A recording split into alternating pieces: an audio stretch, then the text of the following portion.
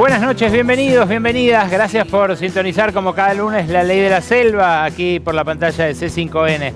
Gracias Aptra, debo decir también en nombre de todo el equipo que les entrega cada lunes este programa, ya a esta altura un clásico de la pantalla de C5N.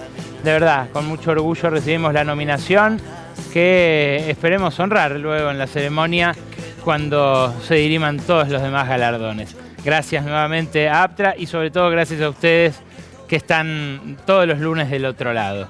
Hoy vamos a tener un programa cargado de información y vamos a hablar del país que se viene, del país que está, parece, al menos por el temario de las sesiones extraordinarias en el Congreso, en pleno reformateo.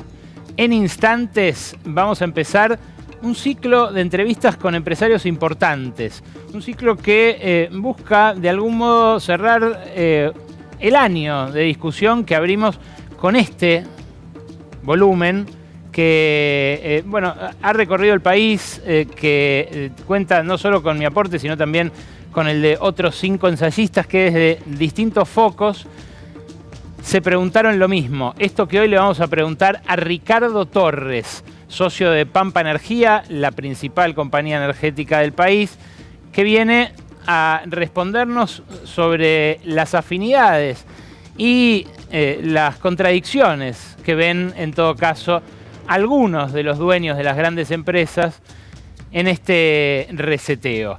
Con él vamos a conversar más adelante, después del editorial, y vino también, y vamos a hablar con él de qué piensa la juventud, sobre todo los más jóvenes, los adolescentes.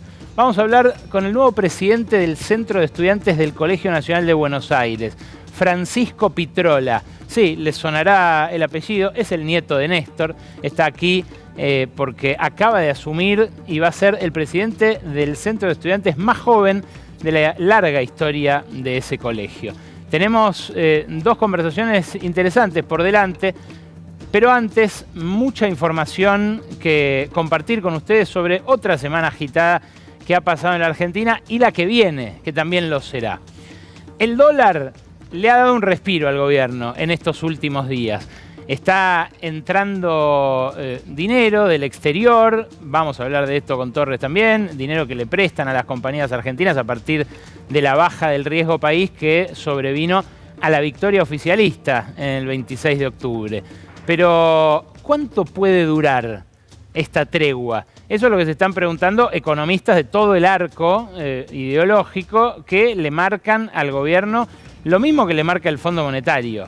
No están acumulando reservas. Y claro, ya el respingo electoral que dio el dólar, ese abismo al cual se asomó Milei, generó un impacto en los precios. El INDEC dio a conocer la inflación de octubre y la inflación de octubre fue más alta que la de septiembre, que había sido más alta que la de agosto, que había sido más alta que la de julio, que había sido más alta que la de junio. ¿Estos niveles de inflación son compatibles con mantener el esquema de bandas cambiarias?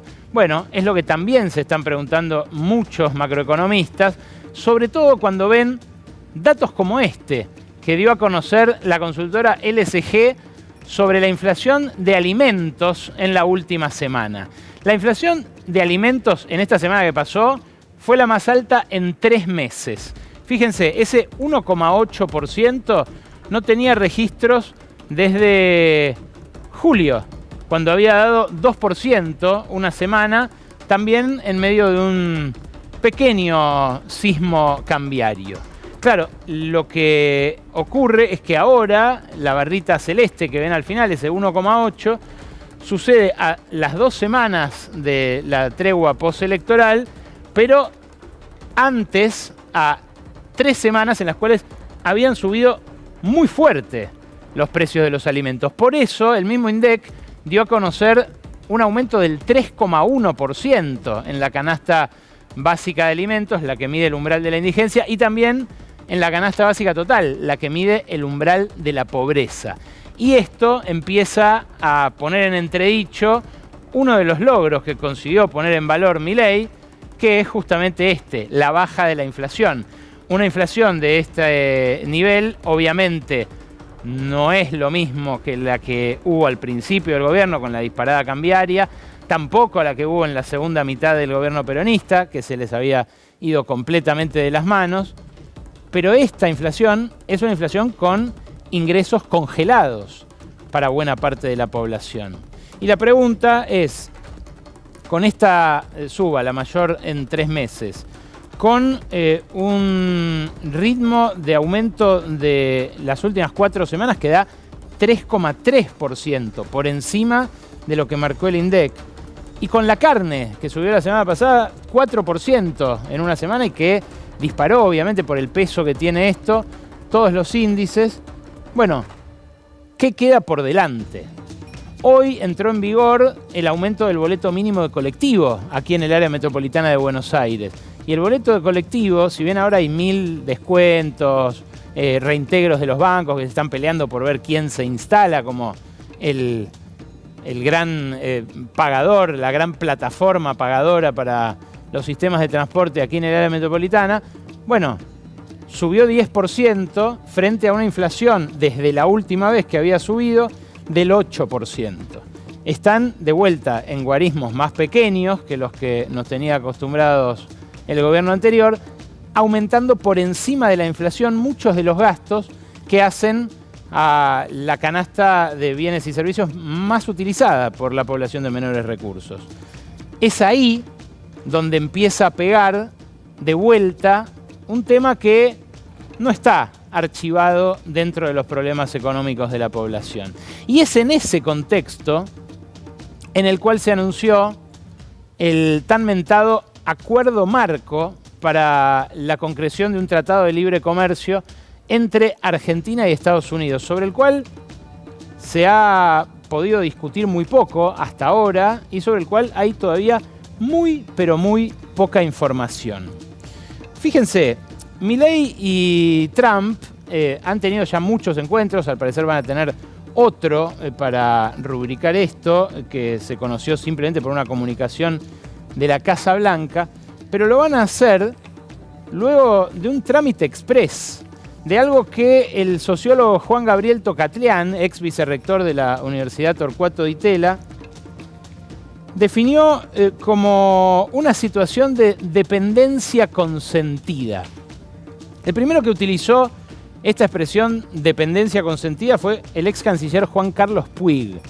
Y dice Tocatlián que es difícil creer que este acuerdo fue el resultado de una negociación, que más bien se trató de una dinámica asimilable a un contrato de adhesión, a esto que Puig llamaba dependencia consentida.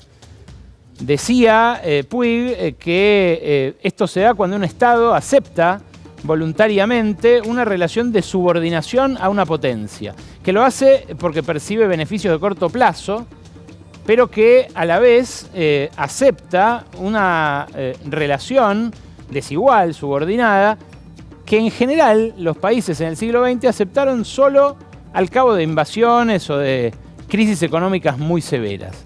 Bueno, esto que se asume como opción política es algo que se asumió sin gran debate en los 3 poderes del Estado, que ahora sí va a tener que discutirse porque convenios de este tipo tienen que ser refrendados por los congresos de los 2 países que celebran un acuerdo de este tipo. Y vale recordar el antecedente del acuerdo Unión Europea-Mercosur, que si bien es más complejo porque son 2 bloques, todavía está ahí pendiente de aprobación de los parlamentos europeos, que ya dijeron que ni locos lo van a aprobar.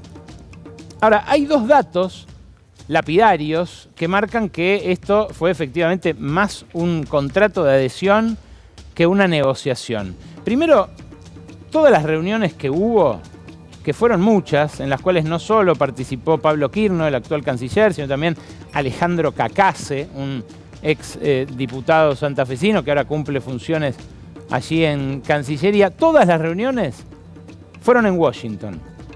En general, los acuerdos de este tipo se negocian con una reunión en un país y otra reunión en el otro, alternativamente, sucesivamente. Lo otro, que es más curioso todavía, es que la declaración conjunta se hizo en una sola versión en inglés. La comunicación llegó, igual que con el rescate de Scott Bessent a Caputo en plena campaña, llegó a través de una comunicación de la Casa Blanca. No hubo una simétrica comunicación de la Cancillería o de la Casa Rosada. Para los entusiastas del acuerdo era, me imagino yo, algo frustrante corroborar que además el acuerdo marco es prácticamente un copiar-pegar, un copy-paste de lo que Estados Unidos también anunció para Ecuador, para El Salvador y para Guatemala. Acuerdos que si uno cliqueaba en estos marcos, se encontraba con que tenían prácticamente la misma letra. De vuelta, cuesta pensar que haya habido una negociación en la cual estuvieran presentes los intereses argentinos de algo que, bueno, como les digo, tiene simetría, tiene casi una relación especular con lo que se anunció para estos otros tres países, obviamente de una estructura productiva mucho más simple, menos compleja que la de Argentina.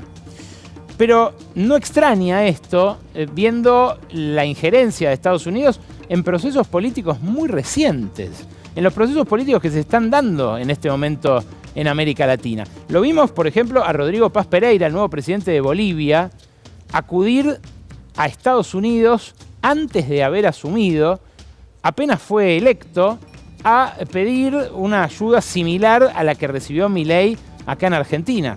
A Rodrigo Paz Pereira, por ejemplo, el tratamiento que se le dio en Estados Unidos fue el opuesto al que recibió Gabriel Boric, el mandatario saliente chileno que ayer sufrió un duro revés, o que lo sufrió su fuerza política más bien, porque él ya había perdido la interna, pero que vio cómo la candidata de la izquierda que él representa salió primera, pero con apenas un 27% de los votos. El tercero que ven acá, Daniel Noboa, el ecuatoriano, protagonizó otro episodio de injerencia política estadounidense este fin de semana. Ayer se dirimía un referéndum en Ecuador donde finalmente él salió derrotado y donde salió derrotada la derecha continental en sus intenciones de, por ejemplo, instalar bases militares de Estados Unidos en sus países.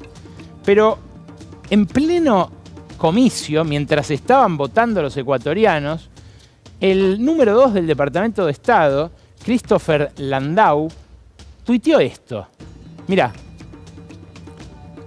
es el número 2 del Departamento de Estado, y citó el tuit del propio presidente que hablaba de una captura de un delincuente narco, el líder del cártel de los Lobos, para felicitarlo en inglés y luego en español, en un tuit que, bueno, parece ser algo así como un endorsement electoral. El endorsement no alcanzó ese respaldo, insisto, el número 2 del Departamento de Estado en pleno comicio.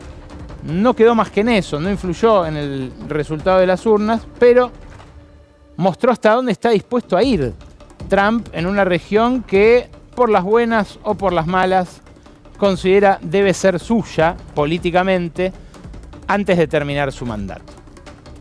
Claro, la pregunta es qué van a decir, por ejemplo, los dueños de las fábricas argentinas que puedan verse afectadas por un tratado de libre comercio con un país que tiene una estructura productiva competitiva con la de Argentina en muchos aspectos. Que es cierto, le compra, por ejemplo, combustibles al país, que le compra limones, que le compra algo de aluminio, pero un país que se ha vuelto muy proteccionista y que no se compromete a dejar entrar productos argentinos en la misma proporción en la que Argentina se compromete, por ejemplo, o estos otros tres países, a dejar entrar los productos norteamericanos. De esto y de la perspectiva de que haya una política industrial, una guía por parte del Estado hacia los inversores respecto de en qué sector se va a poder seguir produciendo en Argentina y en qué sector no, Habló Paolo Rocca, el empresario al que más miran todos los demás empresarios, el dueño de Techint, dueño además, junto con Marcos Galperín, de una de las principales fortunas de la Argentina. Se turnan, una vez sale uno, otra vez sale otro en el ranking de Forbes. Escuchá lo que dijo Rocca en la cumbre de la Unión Industrial Argentina, porque es muy interesante y exhibe, me parece a mí, sus propias contradicciones. Argentina ya tiene una dimensión, no es un país que puede, decimos, colocarse en un contexto internacional con la fuerza de sus recursos naturales y dejarse guiar por esto. Necesita, a mi juicio, asociar lo que están haciendo, el gobierno está haciendo, un fuerte reordenamiento de la macroeconomía con una política industrial. Decimos valor y relevancia de este concepto, así como la política monetaria, que en ningún país como en Argentina ha sido violada por todos lados, y no desprestigia el concepto de política monetaria. Tenemos que hacer política monetaria y tenemos que volver a hacer política industrial. Argentina es un país grande que no puede apoyarse por su desarrollo y exportación sobre alguna cadena de valor. La energía, la agroindustria extraordinaria, potencia de todo esto, la minería, el litio, lo que sea. Todo esto no alcanza para un país como Argentina. Argentina tiene exportaciones de $1.000 per cápita, Chile tiene 4.000 y Canadá o Australia tiene 10.000, cioè no alcanza, Argentina no puede instalar, necesita una fuerte estructura industrial. Es interesantísimo escucharlo a Rocca reclamarle una política industrial a un gobierno que se jacta de no tenerla, de dejar todo librado a la mano invisible del mercado, porque Rocca es uno de los principales sostenes de este gobierno. Esto que dijo, lo dijo en el contexto de un discurso muy elogioso respecto de los equilibrios alcanzados por este ajuste macroeconómico. Pero casi continuando lo que decía Rocca, salió un artículo también interesantísimo de Andrés López y Juan Carlos Alac en La Nación este fin de semana, que habla de ese Eldorado que persiguen muchos en el mundo corporativo. Ese sueño exportador de materias primas al cual también parece apuntar la gestión de Milei y este acuerdo con Estados Unidos que habla, entre otras cosas, del acceso a minerales que necesita Estados Unidos por parte de compañías mineras estadounidenses. Lo que dicen Alac y López es que Argentina hoy exporta, como dijo Rocca, $1.000, $1.100 por habitante por año en recursos naturales y que los países que han basado su crecimiento reciente en eso exportan por muchísimo más. Australia por 13.000, por ejemplo, o Canadá por más de 7.000. Ahora, Argentina, en caso de que prosperen todas las inversiones que hay previstas, ya anunciadas, que el gobierno quiere apalancar en el régimen de incentivo a las grandes inversiones, pasaría en 2030 a exportar apenas $2.000 en recursos naturales por habitante por año. Esto es, como bien dice el dueño de Techint, algo que no alcanza para sostener la demanda de dólares de los argentinos ricos, de los que pueden comprar dólares o consumir servicios o bienes dolarizados, para pagar la deuda, que es la herencia envenenada que todavía pesa sobre la cabeza del Estado y de todos los argentinos, sobre todo desde el gobierno de Mauricio Macri, y para solventar las importaciones también necesarias para la marcha de estos negocios. El propio Juan Carlos Alac, que no es un heterodoxo ni mucho menos, tiene un doctorado en Harvard, da clases en Estados Unidos, tiene obviamente una visión más sofisticada de la economía que quienes hoy ocupan el quinto piso del ministerio, pero Alac, en un reportaje con El Economista, acaba de decir también en simultáneo con este artículo que la apertura de estos 2 años, la apertura comercial, ya está hecha. Que pensar de acá en adelante en seguir abriendo la economía no debería ser la prioridad. Dice, para mí no es lo principal en la agenda, ya se abrió muchísimo, más en un contexto en donde los países en general están yendo en la dirección contraria. Cita un ejemplo que yo no conocía, que es que en Estados Unidos los consumidores que traían bienes por hasta $800 por el esquema Courier tenían libre de impuestos esa importación. Y Trump les hizo empezar a pagar arancel. Claro, todo eso que exportaba China de modo hormiga a Estados Unidos, hoy lo está exportando a otros lugares, entre ellos la Argentina, donde no se hace lo mismo que dice Trump, sino todo lo contrario, donde se desregularon las importaciones vía Courier y donde las importaciones desde China aumentaron 66% en lo que va del año. Claro, con el seguidismo diplomático de Trump, pero con la política comercial externa opuesta, Milei termina beneficiando a China, que es el país al cual Estados Unidos quiere ahuyentar de América Latina y al cual apunta muy nítidamente. En la letra de este acuerdo se ve que es un acuerdo anti-China, básicamente. Lo cual a muchos industriales no les parece mal. Pero, claro, algunos de ellos están sucumbiendo frente a esa importación. Escuchen lo que me dijo Martín Rapalini, el nuevo presidente de la UIA, justo después de la conferencia industrial a finales de la semana pasada. Lo que pasa es que nosotros teníamos impuestos para exportar y había aranceles en Estados Unidos. Si vos removés o quedás en una posición más competitiva, es muy probable que en vez de ir válvulas de México, van a ir válvulas de Argentina. Esta es la oportunidad para mí que tiene la Argentina. Ok, o sea, ¿ustedes creen que podemos ser como socios del NAFTA desde la otra punta de América? Que esa es la estrategia que debe seguir la industria argentina para seguir existiendo. Y mira, yo creo que cuando hace 25 años que empezó el ALCA, la Argentina tuvo una posición muy negativa al ALCA, México exportaba 40.000 millones, Brasil casi nada, sí. Y hoy han multiplicado México por lo menos entre 12 y 15 veces y Brasil lo mismo, y la Argentina sigue igual.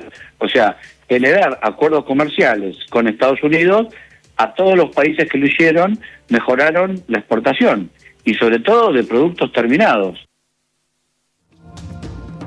Claro, lo que parece esbozar tanto el gobierno como algunos exponentes del empresariado es un plan. Un plan que yo les conté, Jamie Dimon compartió con algunos de los que fueron a la gala del Colón que organizó JP Morgan cuando desembarcaron acá en los aviones privados, todos los banqueros del mayor banco de Wall Street, que tiene que ver con esto, con una especie de neomaquila en Sudamérica. Claro, la base social en la que se busca implantar esto es una base social ya muy pauperizada por muchos años, diría yo 2 gobiernos fallidos en términos económicos, pero más de 10 años de estancamiento del PBI per cápita. Y fíjense ustedes lo que destapó el INDEC la semana pasada en un informe súper interesante respecto de cómo se mueven los hogares para cubrir sus gastos esenciales. Gastar lo que tenían ahorrado es una estrategia que el primer semestre de este año, de 2025, siguió el 37,4% de los hogares. La comparación que hace el propio INDEC con 20 años atrás, con el segundo semestre de 2003, muestra que es más del doble de los hogares los que deben acudir a esto para comprar alimentos. Pedir préstamos a bancos, a financieras y a otras fuentes de financiamiento también es algo que se multiplicó como costumbre. Y comprar en cuotas o fiado, con la tarjeta, con la libreta, con lo que sea para acceder al alimento, también es una costumbre, llamémosle, que se duplicó en su incidencia. Fíjense también lo que marca este mismo informe respecto de los distintos estratos sociales. Esto de vender las propias pertenencias o acudir a ahorros para vivir es algo que hacen 4 de cada 10 hogares. Basta ir a Marketplace, basta ir a Facebook, donde un montón de gente ofrece sus pertenencias para evocar aquello que en 2001 era los clubes del trueque. Claro, son recuerdos en general infaustos para toda la población, aquellos de hace 25 años. Pero la verdad es que es lo que estamos viendo. Y lo que estamos viendo es que en términos sectoriales, los sectores que pueden ser castigados por este acuerdo con Estados Unidos son los que vienen siendo castigados en estos últimos 2 años. Esto lo publicó Empiria, que es la consultora de Hernán Lacunza, también insospechable de Cuca, de zurdo, de nada de eso. Muestra la actividad y el empleo por sector. El propio Hernán Lacunza dijo al publicar este gráfico en Twitter, ojo a esto a la hora de evaluar la sostenibilidad social y política de este modelo. ¿Por qué? Bueno, porque los 3 sectores que más caen en la actividad son los que tienen las burbujas más grandes de empleo. El tamaño del círculo es el que marca cuánto emplea, por ejemplo, la construcción, que viene cayendo 15%, la industria, que viene cayendo el 12%, el comercio, que viene cayendo el 7%, transporte y enseñanza, que están casi neutros, también emplean mucha gente, pero los que emplean poca gente son los que están creciendo. Y ahí hay una encerrona, como bien marca Lacunza, en términos sociales y políticos. La principal conclusión que surge de un informe de gremios industriales, también conocido hace un par de semanas, es que se perdieron 40.000 puestos de trabajo en la industria de los 200.000 formales que se perdieron desde que asumió Milei. Pero no solo eso, también cerraron 1.500 empresas industriales. También cerraron 1.700 empresas de la construcción. Gente que perdió su empleo en blanco a tiempo completo y que no encuentra cobijo en las plataformas, en el empleo a medio tiempo, en las changas, que además se ven afectadas también por la recesión económica.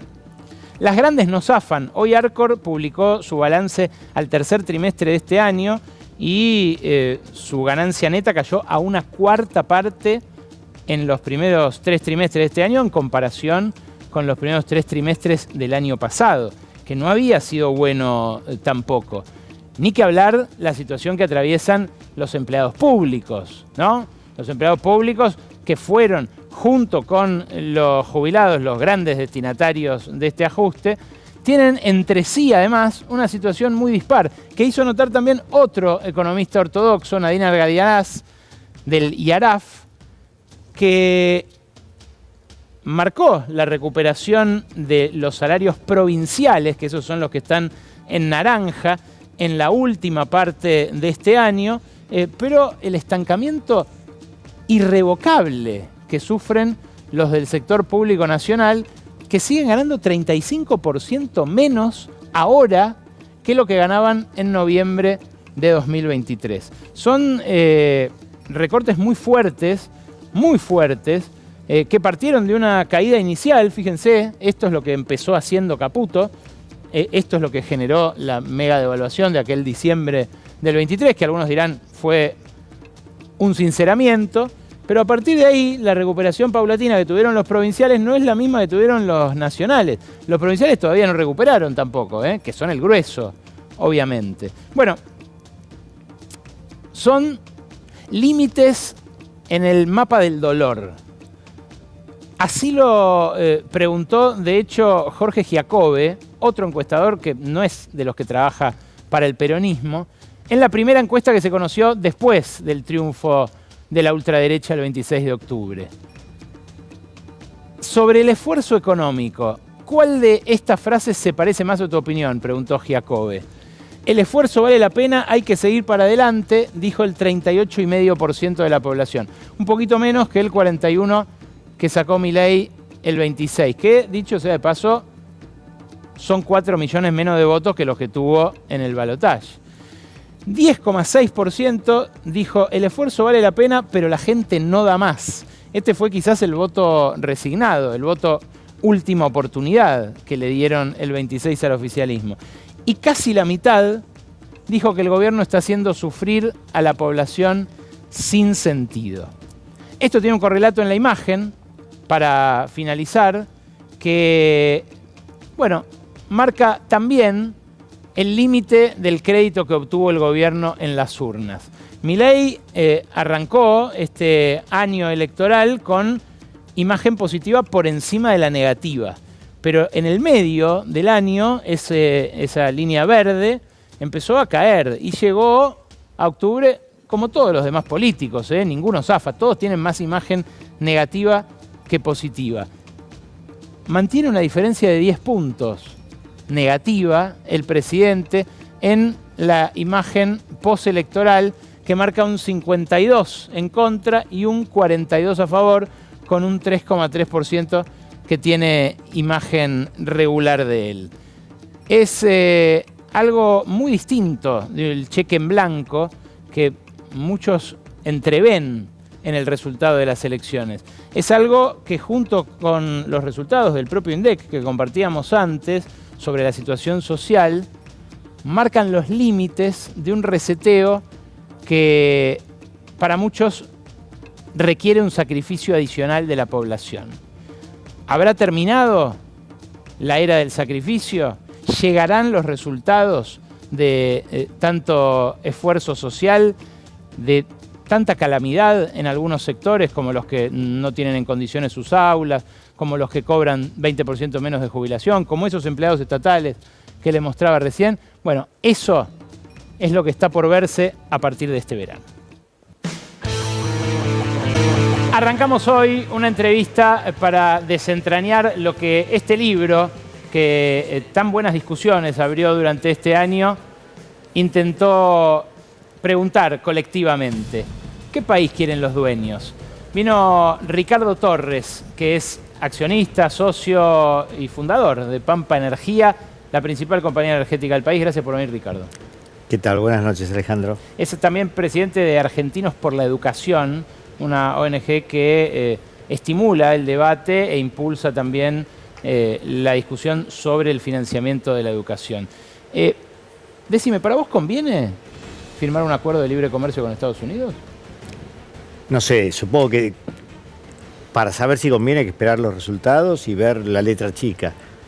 Coincido que lo que sale en los diarios parece como desbalanceado, pero también Estados Unidos nos ha apoyado financieramente. ¿Es el precio este? No lo sé.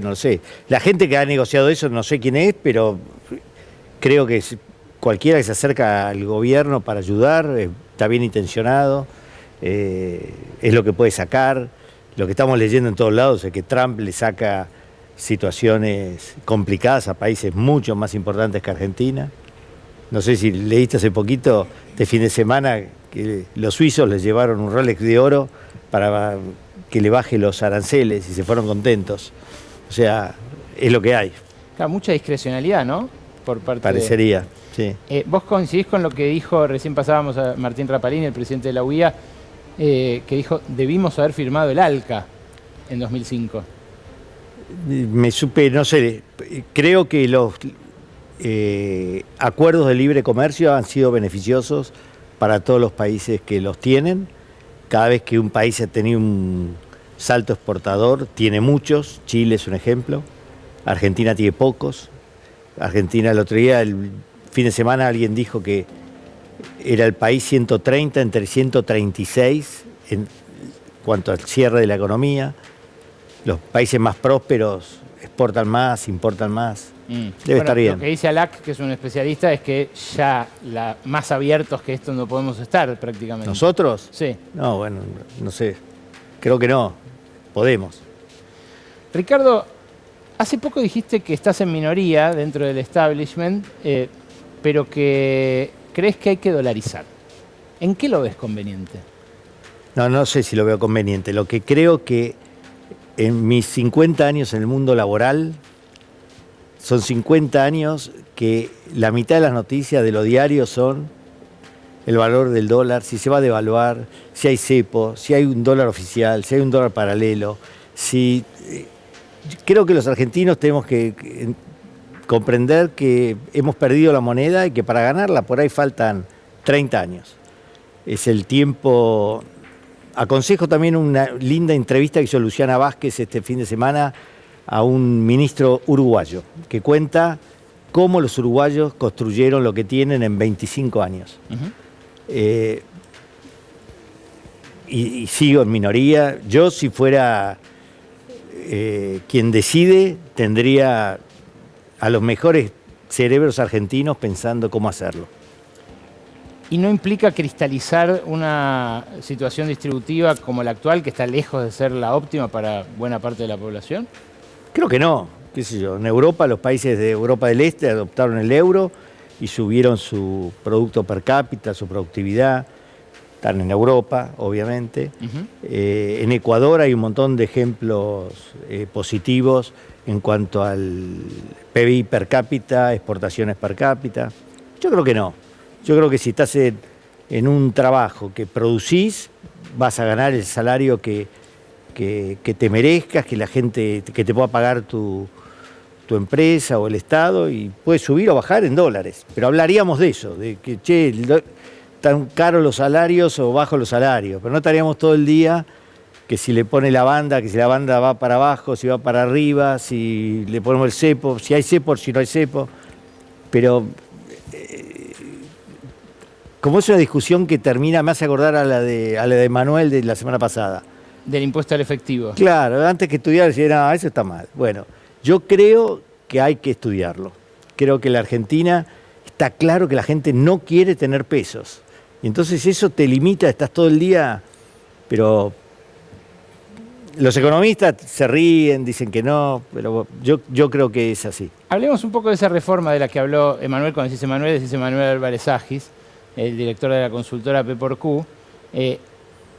Proponía ponerse creativos, por ejemplo, reemplazar el impuesto al cheque, Sí. que es algo que grava a los que están en blanco, a los que estamos en blanco, que hacemos transferencias y demás, por un impuesto que grave al informal, ¿no? al que está en negro. Hoy los ricos en Argentina pagan mucho o poco de impuestos. Yo pago un montón. No, pero Yo pago mucho. no cuentes los de las empresas. No, los Las míos. personas. Los míos. Sí, yo pago 35% de todo lo que gano. 15% de todo lo que gano afuera del país. Y pagué 5 años de bienes personales. Antes era el 2% de algunos bienes. Sí, yo creo que pago mucho. Bueno, ahora le acaban de bajar a 70 y pico mil personas que se acogieron al esquema este de pago anticipado de bienes personales, casi un punto del PBI. Lo aprobó el Congreso, nada ilegal, pero le acaban de bajar el impuesto a los bienes personales a un sector acaudalado de la población. ¿Eso debería rediscutirse en la reforma tributaria que viene? Yo creo que lo que hay que rediscutir es cómo puede ser que en 20 años de problemas fiscales no hay una campaña salvaje contra la evasión. No hay. Pasan los gobiernos, el ARCA está ahí, le cobra los mismos 10 tipos. Eso es lo que hay que discutir. Por eso a mí me gustaba lo de Emanuel. Emanuel lo que dijo es, ayudemos a los que están en blanco para castigar a los que están en negro. No importa si la idea es mejorable, esto va mal, si es el 10, si es el 5, es otra. Pero por lo menos el punto. Entonces, yo entiendo, vos le querés cobrar a los dueños, como decís en el libro. Yo creo que es lo que se discute en Estados Unidos, en Europa. Sukman lo trajo a Brasil. Por eso, la discusión sobre los impuestos a los patrimonios y a la herencia es una discusión que yo creo que se está terminando en términos de que por la facilidad con que los capitales se mueven, con la falta de compromiso de la gente sobre su país y los impuestos, es muy difícil cobrarlos. Y además es poca gente. Cuando haces el número, ¿cuántos ricos decís, cuántos de esos dueños decís que hay en la Argentina? De grandes fortunas, 12.000. Los que vos llamás dueños. 12.000. 12.000. ¿Cuánto le podés sacar por año a 12.000? Bueno, ellos aumentaron sus fortunas 70% desde antes de la pandemia hasta hoy, Sí. en dólares. Sí. Todos los demás no, yo no. Por eso. Eso es, te voy a hablar de mí, no sé, de Serán nosotros. 80.000 millones de dólares. Ok. Yo tengo acciones de Pampa. Subieron. Entre que ganó Milei y hoy, 3 veces. Soy 3 veces más rico. Pero tengo las mismas acciones de Pampa. dentro de 5 años, vuelve a ganar un Alberto Fernández, vuelvo a tener la misma plata que tenía antes. ¿Por qué? Porque es así, porque si vos mirás el valor de Pampa en los últimos 20 años, con los gobiernos peronistas vale $10, con los gobiernos de derecha vale 60. Entonces, ¿querés cobrarme porque subió de 10 a 60? Está bien, devolvémela cuando baja de 60 a 10. Es como, ¿entendés? Yo creo que ahí no está el número. El número está en la evasión. 50% de la Argentina está en negro. Bueno, y hay algunos de los dueños que directamente deciden irse a otro país. También. ¿No? Que han sido criticados por tus socios. Sí, yo no los critico. Yo creo que hay que pagar las expensas del edificio en el que uno vive, pero cada cual hace lo que quiere. Pasa en todos lados. Los franceses también se van. Esto que ustedes discuten tanto sobre la recaudación, sobre cómo financiar los gastos del Estado, ¿no choca con las aspiraciones que tiene lógicamente cualquiera que haga un negocio respecto del entorno en el que los hace? ¿Qué sé yo, las rutas, los hospitales, las escuelas de las que vos hablas tanto en Argentina por la educación? ¿Cómo ves eso en la era Milei? O sea, a la par del equilibrio fiscal, del superávit, ¿no se están comiendo un capital social muy cuantioso? Tengo una pregunta, una respuesta corta que es evidente. Este gobierno bajó la inversión pública y creo que todo lo que vos describís tiene 30 años de antigüedad. O sea, los trenes, 30 años, la ruta, 30 años, los puertos, o sea, no es este gobierno. No, los trenes 15 tendrán, ¿no? Desde que los renovaron por el choque de 11, que tampoco fue voluntad, digamos, ¿no? Fue medio forzado. Tratá de llevar algo en un tren de cargas. Podés ir caminando al lado. ¿Y eso no demuestra justamente que los privados que usufructúan esos trenes no financian su mantenimiento, su renovación? No, no demuestra eso. Porque uno lo usa Loma Negra, otro lo usa Techint, otro lo usa AGD, ¿no? Sí, no conozco el negocio de trenes, pero te puedo decir, la infraestructura no depende de los empresarios totalmente. ¿Y el Estado cómo puede financiarla de vuelta para ponerla a tiro con lo que va a necesitar, no sé, alguien que se ponga a extraer minerales de la cordillera? Gastando mejor y creciendo la economía y terminando con la evasión. ¿Vos no ves que sea sostenible el obra pública cero mucho tiempo más? No es deseable, quizás es sostenible si la gente sigue votando, pero no es deseable. Hay un montón de cosas que hay que hacerlas. ¿Y política industrial, como decía Roca, crees que hay que hacer también? Yo creo que hay que hacer. ¿De qué tipo? No lo sé. Hay industrias que deberían cerrar, hay industrias que pueden mejorar y hay que darles tiempo, hay industrias que están agarradas de un decreto, qué sé yo. Uno de los problemas que veo en eso es, hay que hacer política industrial como hay que hacer tantas otras cosas. En general es mucho trabajo, los políticos pasan poco tiempo por los puestos que pasan y el trabajo requiere tiempo, constancia, equivocarse y corregir. Y ahí es donde veo la dificultad, porque alguien llega con muchas ganas de hacer algo. La verdad, vos sabés, yo estuve 10, 12 años manejando una empresa muy grande. Edenor. Sí, y ahí te das cuenta lo que tardás en modificar cosas, aún cuando es una empresa privada, donde hay un jefe, donde hay tecnología, donde podés poner casi todos los recursos que vos quieras, y tardás. Entonces, un país es 1.000.000 de veces más difícil. Y ahí yo veo la incongruencia, la dificultad. Mi respuesta es, Argentina, uno de los grandes daños que se hizo a sí misma es la pérdida de una burocracia preparada y bien paga, donde quizás el dinero no sea espectacular, pero el prestigio es importante. ¿Cuándo se perdió eso?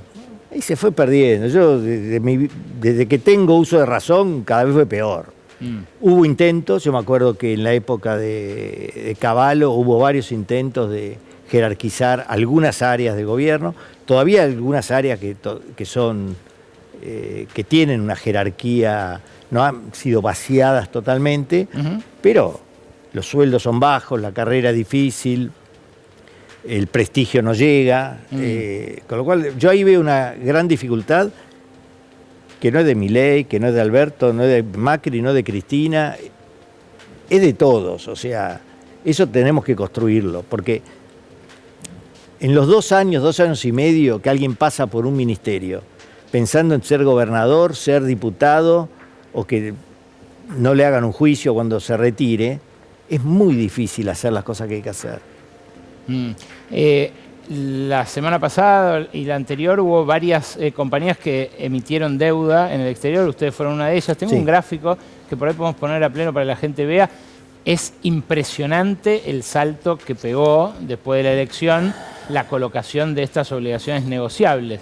Este gráfico lo preparó Alaria, la sociedad de bolsa, y lo que muestra es que, bueno, en noviembre hubo más de 3.000 palos. A ver, no lo veo acá muy cerca, pero ahí lo ves. Es la cifra más alta, el mes en el que más obligaciones negociables en el exterior consiguieron colocar las empresas. Sí. ¿Esos dólares pueden sostener el esquema actual, cambiario, el esquema de bandas? Bueno, supongo que ayudan, porque son dólares que entran al país. No sé si son suficientes o no. Demuestran que hay empresas que tienen la capacidad de conseguir dinero para invertirlo. Casi todo eso va a terminar en la economía argentina, en pozos, oleoductos, gasoductos, redes. Es buenísimo. ¿Vos creés, como dicen algunos analistas económicos y algunos colegas tuyos, empresarios también, que estamos ante una oportunidad histórica? Bueno, esto que vos ves ahí es algo muy minoritario. Deben ser 15 empresas de las miles. Sí. De las cuales hay un contexto bastante especial para las energéticas, porque toda la inversión en energía va a ser exportable y entonces no creo que sea un ejemplo, pero sí sería bueno que algún día, y vuelvo al tema anterior, si los argentinos tuviéramos un PBI en los bancos, habría préstamos para todos, para los que quieran encarar alguna inversión, negocio, podrían tenerlo. Esto demuestra que se puede. Es muy notable que las empresas argentinas estemos pagando menos que el gobierno. En general en todos los países es al revés. Es una buena noticia, muy buena. Pero no deja de ser una muestra chiquita, ¿no? Como decías. Son pocas empresas que tienen acceso al mercado de capitales, porque no sé, el 90% de las compañías no le puede prestar 500 millones de dólares. Por eso, son empresas mucho más chiquitas. ¿Y eso puede ser un proyecto de país? O sea, este que estamos viendo, esto que algunos llaman oportunidad histórica, ¿puede ser un proyecto para las cientos de miles de empresas que hay en Argentina? Que no entiendo bien la pregunta, si esto es emitir obligaciones negociables. No, o es un esquema como este, ¿no? En yo lo cambiario, creo, en lo fiscal, en lo monetario, un esquema de ajuste y de estabilización, pero que... Yo creo que es muy poderoso que un gobierno tenga equilibrio en las cuentas y empiece a reducir la deuda. Tremendamente poderoso. Este no está reduciendo la deuda. La está reduciendo. La deuda bruta está 100.000 millones de dólares por arriba, lo dice la propia Secretaría de Finanzas. No da para este programa, la está reduciendo. Y te mandé un gráfico que vos viste. Sí, pero... entonces... bueno, es que hay una contabilidad creativa descomunal. También el superávit que informaron hoy... Bueno, listo, olvidémonos de eso. No la está reduciendo, pero creo que es muy fuerte que tenga superávit. Y creo que es una base que puede dar una oportunidad. Si el país empieza a crecer y esa mayor recaudación va para cubrir los gastos que hoy no se están haciendo, o para reducir algún impuesto, puede ser una oportunidad. Como tuvimos tantas, y podemos arruinarla. Te quiero preguntar sobre las escuelas y sobre las universidades. ¿Te quedás una tandita breve?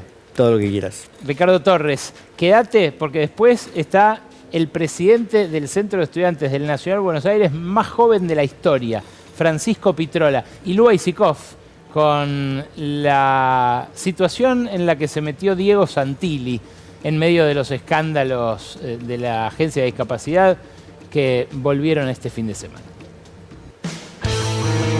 Seguimos con Ricardo Torres, que les decía, es también presidente de Argentinos por la Educación. Hay muchos empresarios que están detrás de la idea de mejorar la educación y por eso financiar informes, estudios y demás. ¿Cómo ves la infraestructura educativa hoy en esta Argentina, por lo que se hizo en estos últimos 2 años y por lo que se venía haciendo antes? Si la infraestructura son los colegios, Sí. no creo que sea el punto crítico y creo que la baja de la natalidad va a dar la oportunidad de aprovechar lo mejor infraestructura para menos gente. Así que yo ahí, ahora si la infraestructura es todo el sistema del servicio de educación, los planes, la plata, los docentes, el sistema de gestión de la educación, no la veo bien. Creo que hay cosas para ponerse contento y hay indicadores de que hay que trabajar mucho. ¿Por qué hay que ponerse contento, por ejemplo? Y ponerse contento porque, por ejemplo, casi todos los chicos están en la escuela. Eso me parece súper importante. No era así antes y no es así en todos los países. Y están todos los chicos en la escuela. Lo segundo es que los trabajos que hemos hecho nos dicen que las mamás siguen creyendo que la escuela es el único vehículo para que sus hijos salgan de una situación de precariedad o de pobreza o de vulnerabilidad. Son dos combinaciones que para mí hay que festejar. Después, lo que sí pasa es que esos chicos no están aprendiendo. Hicimos hace 2 años una campaña muy fuerte, fue la más fuerte de todas las campañas que hemos hecho, que es la de 1 de cada 2 chicos no entiende lo que lee, y el plan de alfabetización. Y para mí viene otra buena noticia, que después de décadas de ignorar el tema, las 24 provincias tienen hoy un plan de alfabetización. Hay mejores y peores, estamos dando reconocimientos a los que avanzan más, estamos ayudando, cuando digo estamos, es Argentinos por la Educación, sí, y alguna organización más asociada a que hagan, para que estos planes progresen, así que eso me parece también una muy buena noticia. 24 provincias, de un montón de partidos distintos, dado que el gobierno nacional tiene solamente el gobierno nacional, sí, sí, y lo están haciendo. Con unanimidad en el Consejo de Educación. Hemos podido aumentar los días de clase. Los días de clase hace 5 o 6 años estaban abajo de la ley. La ley decía 180 días y las provincias sacaban el calendario con 160. Uh-huh. También, gracias a Argentinos, hoy estamos en 185 días de clase. Se agranda Chacarita. Yo creo que muchos de esos días tienen que ver con las campañas nuestras. No, que con exponerlos ya hay una motivación. Exactamente. ¿No? Yo creo que exponer al que no está cumpliendo fue bueno.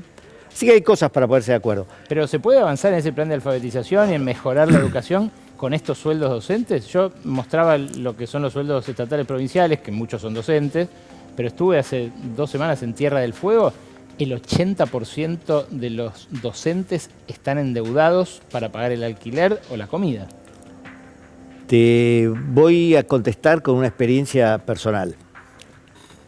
Soy el presidente de la Fundación María Guadalupe, uh-huh, que tiene 2 colegios en barrios muy vulnerables de la provincia de Buenos Aires. Uno en la Villa de las Tunas, en Tigre, otro en Garín, Escobar. Los sueldos los paga la provincia de Buenos Aires y el colegio lo maneja la fundación. Con lo cual son los mismos sueldos que ganan todos los maestros de la provincia de Buenos Aires. En ese estrato social de la escuela pública, solo 3 chicos de cada 100 termina el secundario cuando lo tiene que terminar sabiendo lo que tiene que saber. En nuestro colegio, 75. Son los mismos sueldos. No estoy diciendo que los sueldos son buenos, son caros, son cosas. Los docentes tienen que ganar bien. Lo que digo es otra la cosa que hay que mejorar en la gestión. Última, Ricardo, sobre esto. Las universidades están en pie de guerra. Ha habido una larga huelga la semana pasada. Muchas dicen que no van a poder abrir las puertas, los cursos, el ciclo lectivo que viene. ¿Pueden funcionar con este financiamiento sin que se cumpla la ley de financiamiento universitario que el Congreso aprobó 2 veces a falta de una? Te voy a pedir disculpas, pero del tema universitario conozco poco. Creo que hay mucho mito y mucho cliché sobre... pero tengo una anécdota que me hizo un ministro de Educación Nacional. Las universidades dependen del ministro nacional. Sí. Y me dijo, mira Ricardo, el 75% de las clases las da gente que no cobra. Y el 75% de los alumnos no aprueban 2 materias por año. Y él me miraba como, recién llegaba al ministerio. No sé bien qué estamos haciendo. Mandando dinero a un lugar donde los que dan clase no cobran y de los que toman las clases no estudian. Yo creo que es un gran tema que hay que tomarlo. Bueno, un país no puede andar sin universidades. Claro, ahora dejaron de mandar dinero. No, por eso. Las universidades tienen que estar, las universidades públicas cumplen un rol que a mí por lo menos me encanta. La capacidad de igualación y de contacto con una vida mejor que produce, aunque todavía de acceso más restringido a los estratos más humildes, tiene que estar, tenemos que resolverlo. Somos un país que no puede ser que no resuelva ese tema, tiene que resolverlo. Ricardo, gracias por hablar con tanta apertura de todos estos temas, gracias por venir a La Ley de la Selva. Un placer estar acá, gracias a vos. Lucía Aisikov nos trae las aventuras o desventuras del nuevo ministro del Interior.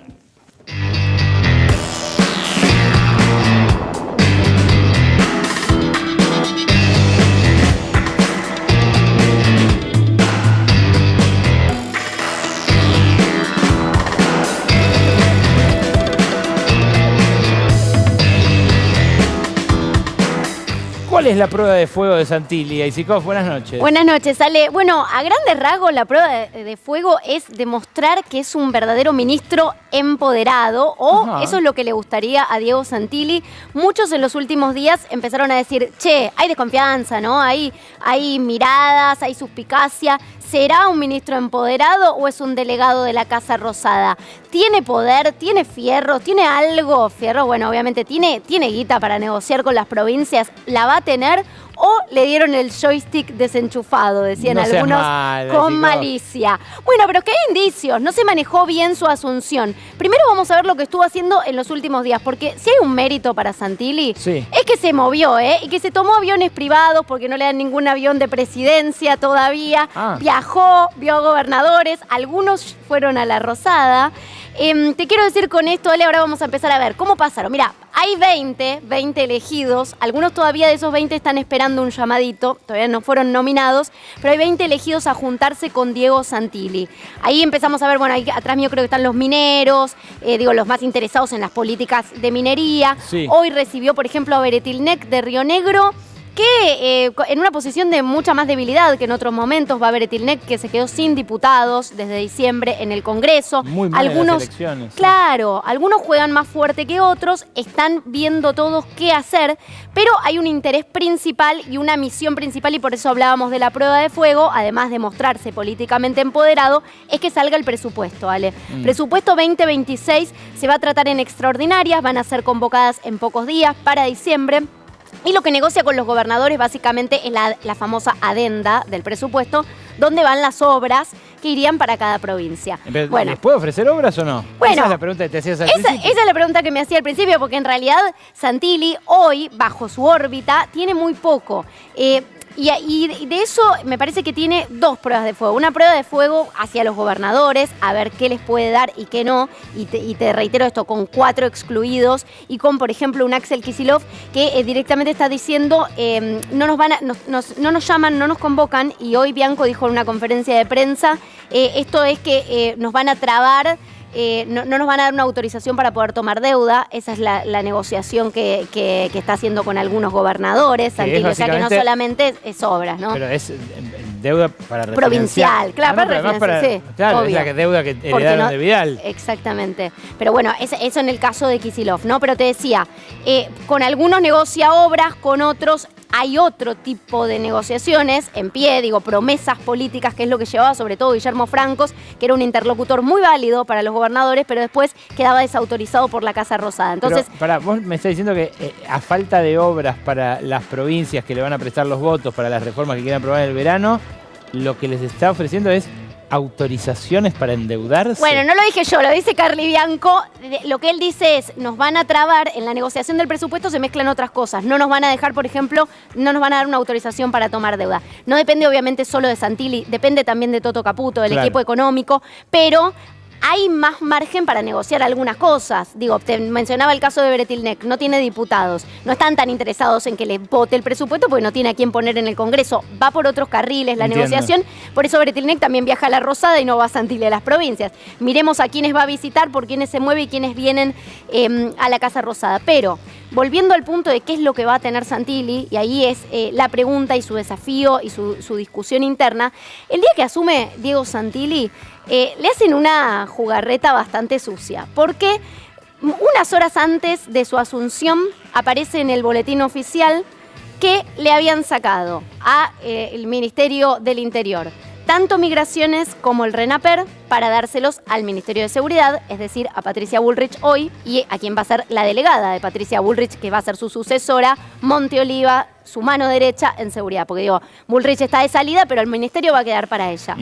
Se los habían pasado a Bullrich. Y al mismo tiempo la Secretaría de Deportes, Ambiente y Turismo, a cargo de Daniel Scioli, pasaba a Adorni. Eso mucho no le interesaba tenerlo a Santilli.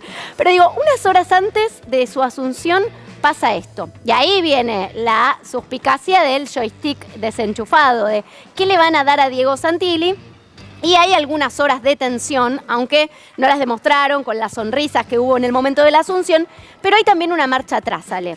Una marcha atrás en parte, porque el RENAPER se lo devuelven, se lo van a dar a Interior. Ok.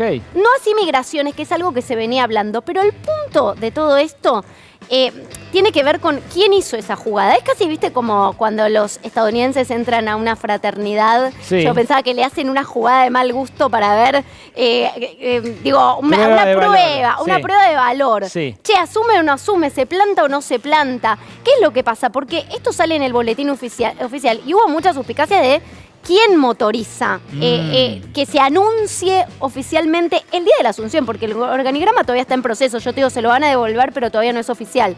Van a pasar unos días. Karina Milei bajó línea de que se le va a devolver a Santilli el RENAPER y que incluso lo que es la Secretaría de Deportes que hoy tiene Scioli se va a desglosar. Deportes va a quedar para Santilli y Ambiente y Turismo van a quedar para Adorni en jefatura de gabinete. ¿Y el Pichichi?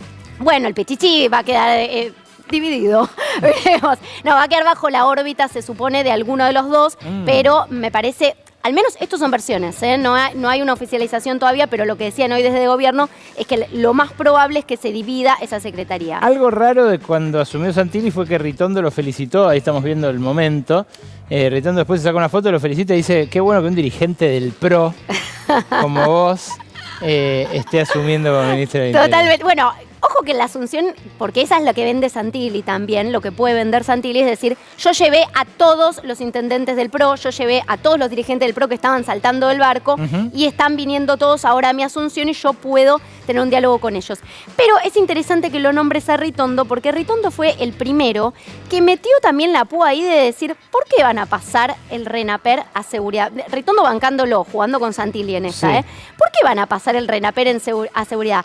Maneja información súper sensible, delicada. El único momento en el que el RENAPER estuvo bajo la órbita de seguridad fue en la dictadura. ¿A quién se le ocurre algo así? Lo dijo Ritondo, en el día de la asunción. Y esto nos lleva a una nueva interna fuerte, Ale, que se abre en el gobierno, porque ¿de quién desconfiaban? Las versiones, ese día de la asunción, muy fuerte, todo el entorno de Santilli fue de Patricia Bullrich. Ah, mira. ¿Quién motorizó esta jugada? ¿Karina? No, Karina está bien, decían. Claro, se suponía que lo bancaba. Lo bancaba, lo necesita hoy en día. Karina no lo hizo. Santiago Caputo, y bueno, puede ser porque él tiene control sobre quién saca los decretos, que es Ibarzábal. Ibarzábal de Murphy es una mujer que responde a Santiago Caputo, pero ¿Caputo para qué? Y ahí algunos veían la mano de Bullrich, que no le perdona a Santilli que haya jugado con la reta para la elección presidencial, pero que además está interesada en el RENAPER. Y además, bueno, obviamente puede haber algo de celos de que ella fue la primera que dejó el PRO y ahora algunos también se están animando, están dando sus mismos pasos políticos. No está bien esa relación, así que se metió en una compleja, Santilli, difícil el gobierno y, bueno, ni hablar, Ale, este miércoles va a ir a declarar Diego Españolo por el caso de las coimas. Está bastante complicado. ¿Y quiénes quedaron empoderados en esta reestructuración del gabinete? Carina y los Menem, que ahora van a volver. Tuvieron unas buenas semanas, pero bueno, tensa calma porque vuelve el tema. Vuelve a la picota judicial, claro, va como va indagatoria como el principal acusado. Entre otros unos 15 más que tienen que ir a dar sus explicaciones, así que el tema vuelve en agenda. Y bueno, Diego Santilli justo en este momento empoderado por Karina Milei. Gracias, Aisikov. Vamos al Mayonesa TV, un poquito de humor con los gansos, el gallinero, y charlamos con Fran Pitrola para cerrar.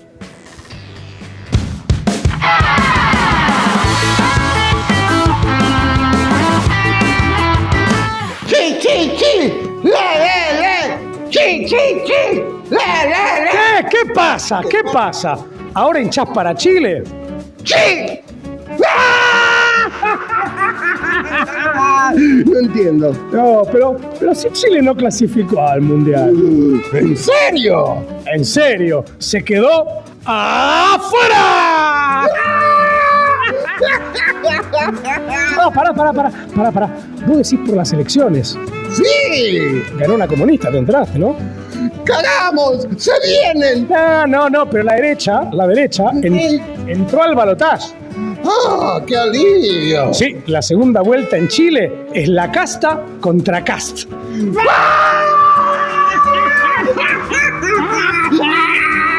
No entiendo. Claro, es que José Antonio Cast va a ganar seguro la segunda vuelta. ¡Ah, qué bueno! Sí, es un tipo que está en contra del matrimonio igualitario. Muy bien. De los derechos de las mujeres. ¡Ah! Y de los inmigrantes. ¡Que se vuelvan a su país! Sí, que se vuelvan a su país. Lo raro es que él es un hijo de inmigrantes también. De hecho, es hijo de un nazi refugiado. ¡Un nazi! Sí, pero bueno, una cosa son los inmigrantes. Ajá. Y otra muy distinta son los nazis en Chile. Nazis. Nazis de Chile, nacidos en Chile, nazis, derecha, Cast, la casta contra Cast.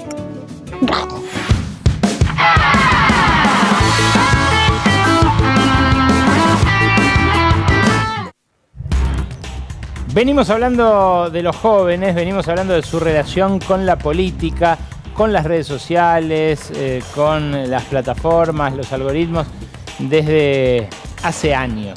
La semana pasada vino Ofelia Fernández, con quien estuvimos conversando justamente sobre la adicción a las pantallas. Hoy nos acompaña Francisco Pitrola, flamante presidente del Centro de Estudiantes del Colegio Nacional de Buenos Aires, un centro educativo que tiene una tradición política muy extensa, donde se milita desde chico, desde joven en muchos casos. Él es el más joven en ocupar ese lugar. Gracias, Fran, por venir. Por favor, Ale, gracias por la invitación. Estoy muy contento de estar acá. ¿Cómo está el abuelo? Bien, muy bien. Nos juntamos a ver el Superclásico el otro día, muy contentos. El mismo fin de semana en el que ganamos las elecciones. Sí. Ganó Boca, así que chocho. Contento el abuelo. Me imagino. Contame, Fran, ¿cómo se llama tu agrupación? Contrapunto. ¿Y qué tendencia expresa? Es una agrupación independiente, arrancó a existir hace 4 meses, es una agrupación muy joven, fue un fenómeno bastante raro que gane las elecciones en tan poco tiempo de haber arrancado a existir. Es una agrupación independiente, hay gente de todas las ideologías, priorizamos mucho la pluralidad de voces dentro de la agrupación, porque creemos que en un contexto como el que estamos viviendo, con un gobierno nacional que se la pasa atacando a la educación pública, es importante conseguir un consenso y tirar todos juntos para el mismo lado, que es el de defender la educación pública, ¿no? ¿Vos tenés cuántos años? 16. ¿Terminaste cuarto? No, estoy terminando tercero. Ah, muy chico. ¿Y qué generó esa avalancha que los puso a ustedes, una agrupación nueva? Hay la crisis de la izquierda tradicional, del peronismo. Yo creo que hay muchas explicaciones. En parte, yo creo que hay una decepción con la política en general, con la oposición. Yo creo que la juventud no es de derecha, eso es mentira. Lo que sí es verdad es que se está despolitizando la juventud. Nosotros tenemos la suerte de ir a un colegio muy politizado, pero que sin embargo está sufriendo un poco este proceso de despolitización que por lo menos yo percibo que tiene la juventud. Y Contrapunto surge un poco de eso, surge el descontento de distintos estudiantes que vienen de distintas agrupaciones, nos juntamos y decidimos eso, formar un espacio en el que organizamos un montón de actividades. Yo sí, se lo atribuyo mucho a la crisis de la oposición también. Yo creo que hay un descontento con el peronismo que venía conduciendo el centro de estudiantes. Nosotros no somos antiperonismo. Hay muchas personas que son peronistas dentro de la agrupación y está muy bien. Solamente que hay gente de distintas ideologías. Estamos todos en contra del gobierno de Javier Milei. Claro, bueno, ese es un denominador común Sí, importante. Total. ¿Y qué genera para vos esa despolitización o ese desapego, esa desafección de muchos de tus compañeros o de otros pibes que van a otros colegios de la política? Sí, obviamente es difícil. Yo creo que hay muchos factores. Dentro del colegio, a ver, yo por suerte en el Nacional es un colegio que está muy politizado, pero te das cuenta de que la gente va menos a las asambleas, las charlas son más difíciles de que sean concurridas, o sea, hay como un proceso en el que yo creo que hay un descontento muy grande con la política en general. Yo se lo atribuyo un poco al fracaso gobierno tras gobierno que venimos teniendo yo creo que desde el gobierno de Macri, y que es muy difícil encontrar un proyecto de oposición serio que se plante. Obviamente la oposición está, pero yo creo que percibo en la juventud un gran descontento y un poco de desilusión también, ¿no? Como que ya no se sabe, no hay ningún camino claro para salir de este gobierno.